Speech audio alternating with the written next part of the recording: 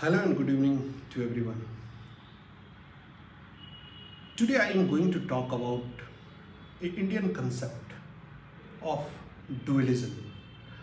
And this dualism is nothing but Dvaitvad.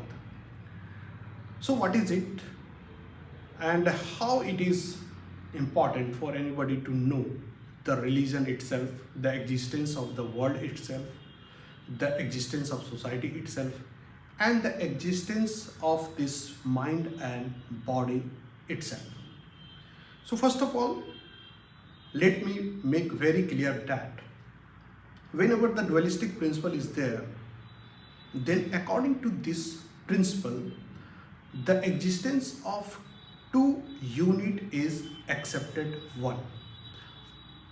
This means that there is the existence of two states, the one which is invisible and other which is visible. This is one of the concept. The other concept is both are the visible, and the other next concept is both can be invisible. So there are the different thought process related to the dualistic approach of thinking about the world and thinking about the world beyond this world. But lots of people have talked on this particular subject of dualism. Even Aristotle, even Indian philosopher, they have also talked about this dualism. But the crux of that talking and the crux of the subject is that there is the existence of two unit. So this is the first point, that all the manifestation of the world, all the manifestation of the universe, they exist in the dual perspective or the dualistic way. So this is the first point. Now, according to the Indian philosophy, the second important point is like that, is that one is Adipurusha and other one is Purusha. Now, according to the dualism, who is Adipurusha? According to the dualistic principle, the Adipurusha is the person who is omnipotent, omniscient, omnipresent. Means he is a person, a divine person who knows everything, who has all the power and who is present everywhere. So this is basically a concept related to the Adipurusha. Of course, such a powerful person is invisible. You can feel it, you can even have it, but it is very difficult to show it. It will be observed in manifestation, in testimony, in other way. But if somebody says that give me the evidence of him, then that is not the possible case. So Adipurusha is related to the, you can say, like the concept of the God, concept of Allah, concept of Ishwar, concept of all the divine feeling. And who is Purusha? Of course, the Purusha is nothing but a common people like me, like anybody else. So according to the principle of dualism, we the common Purusha are nothing but the child of that Adipurusha. So we are here. Why? Because that Adipurusha wants to be us to be here. That's why we are here. Or all the living creature, even not the man only, but all the living creature, this world itself is the manifestation of that Adipurusha. So this is the concept related to the dualism, another concept.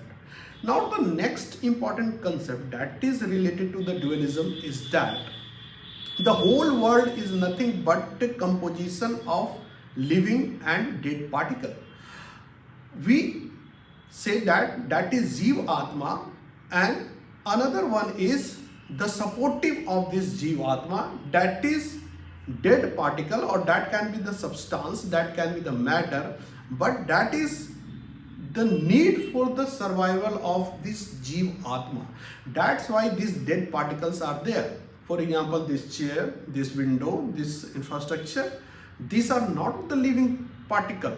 They have no jiva tattva with them. But this is the essential part to sustain the jivatma, to sustain the living being. So dualism principle or the dualistic principle believe that the world is divided into two parts. The one is the living creature and another one is non-living creature, which is also very important for the survival of this living creature.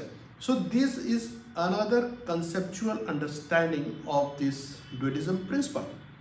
Now moving to the next understanding, that in the dualistic principle two unit is there and both of the unit is connected to each other.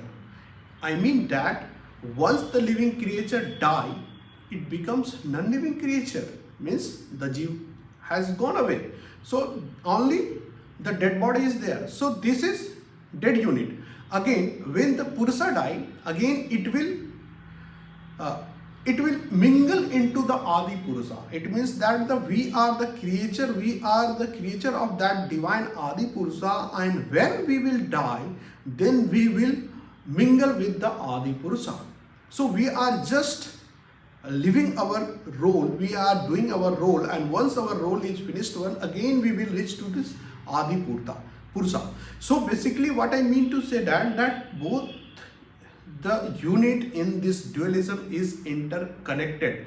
And let me say you one thing also, that from the Adipurusha also some of the living creature they used to incarnate. And the next important principle is the incarnation is related to this dualism principle.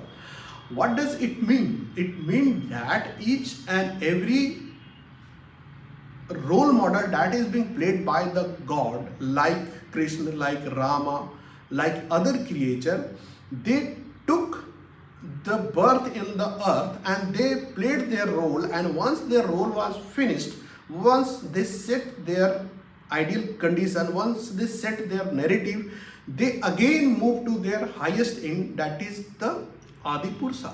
So it is not like that the Adipurusha will not incarnate in the world, or they will not come and they will not take birth on the world. They have to come on the earth, they have to take birth here, and again they have to live like a common Purusha, like common man. But of course they have a different level of treatment, different level of narratives compared to the common people. Like take the example of Rama, take the example of Gautam Buddha, take the example of Mahavira. So they have set some of the example in the world. So again when Adipurusha will come, and if the large portion of the Adipurusha is any of the Purusha, then they will set the trend, they will set the example, they will show the path to the common people, they will fight with the misery of the society, and again they will move towards their Adipurusha. So the philosophy of incarnation has to do with this dualism principle. Now the concept is not only related to this whole of the something which is far from this physical body and something which is very near to the physical body, like incarnation or itself. The concept also says that once you are in the earth, and according to the dualism principle, the confusion are there in the mind. It is a state of mind, and in which the people used to be in a state of confuse. He don't know what to take decision, whether to agree with something or whether to disagree with something, whether to move this way or whether to move that way. So dualism principle is a state of duality, a state of perplexity, a state of nothingness, means you don't know how to do that. So it is also the principle of dualism that a person when comes to this situation, then he is not able to take decisions. So dualism principle is also related to the situation, as well as it is also related to the decision. So this has to do with our day-to-day life decision also. So basically dualism or the principle of dualism has to do with our daily day-to-day life also. Next, and the last thing that is related to the principle of dualism is we have the existence of mind and body. So, according to the principle of dualism, the existence of mind is there and the existence of body is there. So, for the sake of actualization, for the sake of realizing the potential of the being, we have to tune our mind and our body. And this is the purpose of our life, that we want to extend the power of our mind also, and we also want to extend the capacity of this physical body also. So dualism principle has to also do with these physical features and mental capabilities. So I think that my presentation and what I have just narrated to you people will be definitely helpful to you people. And if you like this presentation, then you can subscribe to the channel, and if you have not subscribed, then get it, and you can also give your nice comment. With this, bye bye.